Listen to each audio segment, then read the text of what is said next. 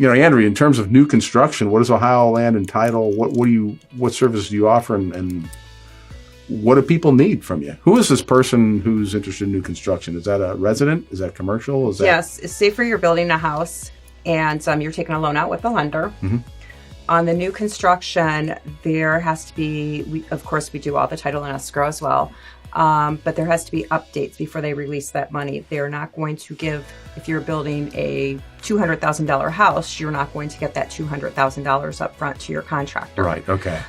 So it has to be submitted in disbursements. Things have to be done. They have to check to make sure, like the foundation, when the foundation's complete.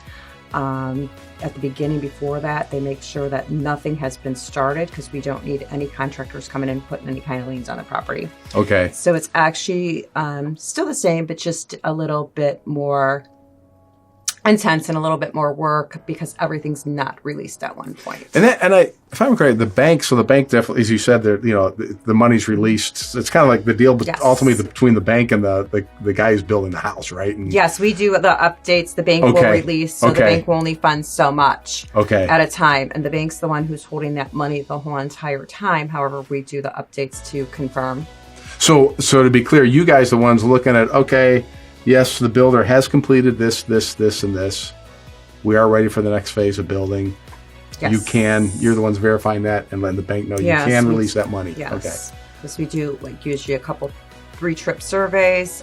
That's what most builders prefer. What is it called? A 3-trip survey. What is that? What is a 3-trip survey? We need to make sure, as I stated, that nobody's touched that grounds. If I had a contractor came in and cleared the land, just to clear the land, well, even if they weren't paid, they could still put a lien on that property. Okay, after the fact. So they're taking priority. So we need to make sure nothing has been touched.